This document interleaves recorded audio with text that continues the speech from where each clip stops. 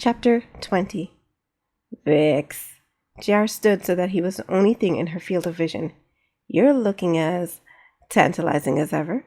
He let his eyes run over her dress and hugged her curves in all the right places. She was in many respects JR's ideal of beauty. Slightly muscular arms and legs, long shiny hair, pouty lips, curvy figure. Though her chest seemed larger than her body type allowed, JR didn't recall that aspect about her. He would have remembered. I see I caught you in the middle of a workout. Vix ran the tips of her manicured fingers the wrong way up his bicep fur. My, you're as cut as ever. Don't you ever change. JR rested his hand on the seat next to her. I could say the same thing about you. You could, and you should. Vix tilted her head to the side, but JR stepped in to block her view. Are you trying to hide something from me? It's not a good time. What's the matter? You got clients? I'm entertaining 2 females over there, if you must know. Her ears flattened. Excuse me? Jealous? Vix's laughter rang out among the shifting grasses rustling in the spring breeze. Not hardly. I wasn't the one who disappeared off the face of the planet after a breakup. Who knew you couldn't handle rejection? Getting dumped by you doesn't bother me, JR shrugged, 'cause I know why you did it. Oh, do tell. You are starting to fall for me. JR leaned in close to her, letting his grin extend. You couldn't handle it, so you got out. Simple. Vix's grin faded into a frown. You are so conceited. It's not conceit if it's true. Vix rolled her eyes. So what are you doing here, Vix? Can't a girl swing by an old flame to rekindle the magic? I know you. JR crossed his arms. The only reason you'd come all the way out here to the sticks is if you're in trouble or 'cause of money. Which is it? Vix pouted, her rose-tinted lips sparkling in the morning sunlight. But then she smiled. Money. Thought so. I got a job for you, but haven't seen you around lately. I've been trying to find you for weeks now. You didn't retire, did you? I've been around, but nothing high profile. JR sniffed. Been taking easy jobs where I can get in and out, you know. Don't have time for anything else. Why not? What about the job? JR said. Fine, don't tell me. But I'll get it out of you eventually. Vix pulled a piece of paper from her purse. The GFG Corporation is developing a brand new security device that will revolutionize the industry, and my client wants us to nab it. She held the paper out to him between 2 fingers. GFG, huh? JR took the paper. No wonder you need my help. Their security systems always kicks my tail. Vix tossed her hair. I don't know how you do it. No stupid computer is going to keep me out from where I want to go. JR read the contents of the job. Terrence Claiborne's your client? What's he going to do with a prototype security system? Use it to keep his collection? Sell it to the GFG's competitors? How should I know? Vix flicked the paper. My only concern is getting the job done. He must be paying you a lot if you're willing to split it 50-50.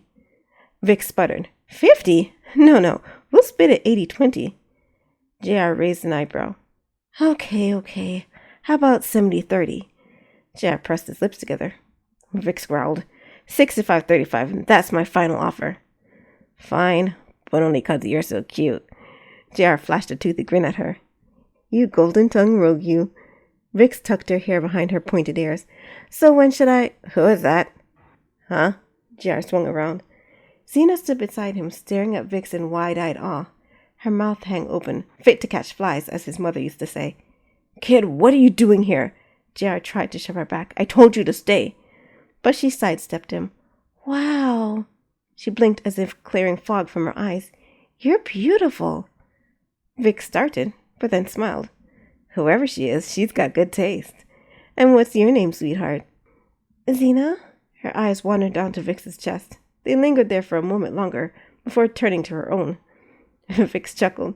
Don't worry, Cupcake. Yours will come in soon.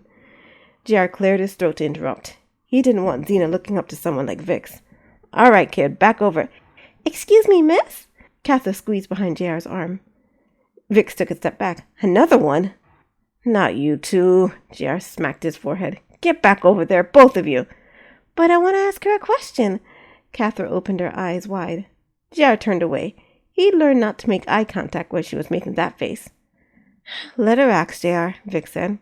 JR shrugged. Your funeral. Vix bent over to Catherine. What do you want, cutie pie? How often would you say, on average, that you suffer from backaches? Catherine stood with the stylus pointed over her scanner screen.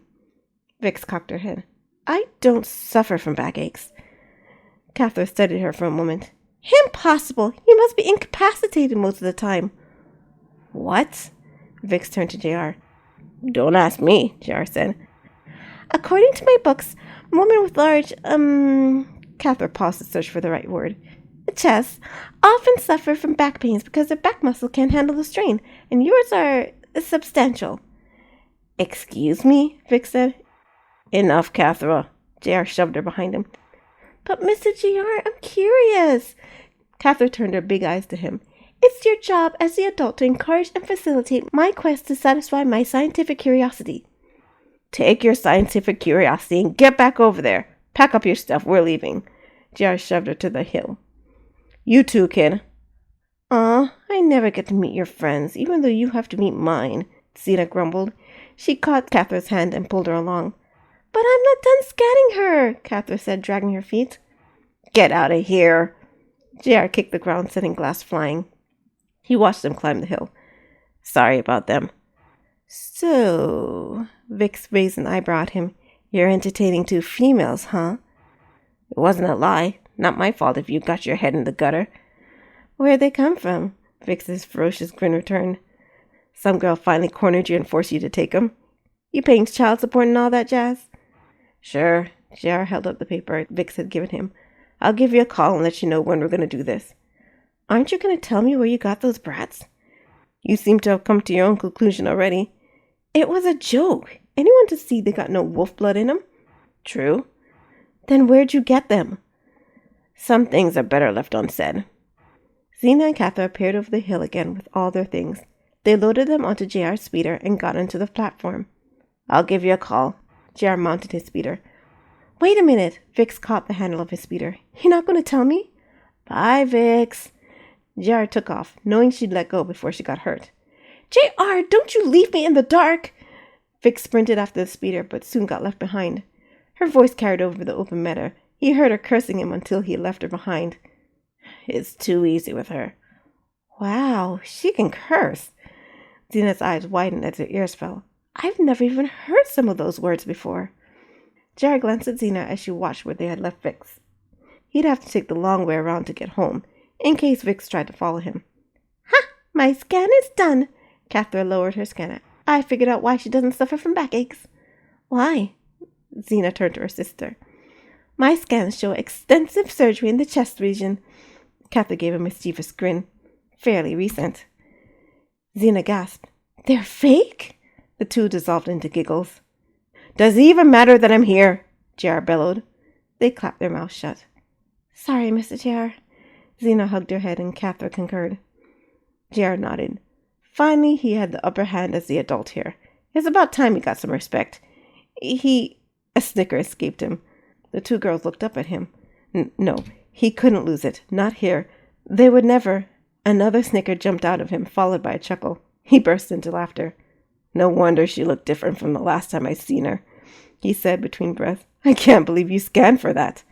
The two girls joined him in laughter. You're getting too good with this scanner, kitten. JR smiled over his shoulder at her. But no more of that sort of talk, okay? Okay, Catherine said. Now, I'm starving. JR swung his speeder around in a wide curve home. Isn't it about time to eat? I'll make lunch as soon as we get in, Zena said. You know, every once in a while you remind me why I keep you around, kid. Because you love me, Zena said. That too, JR said.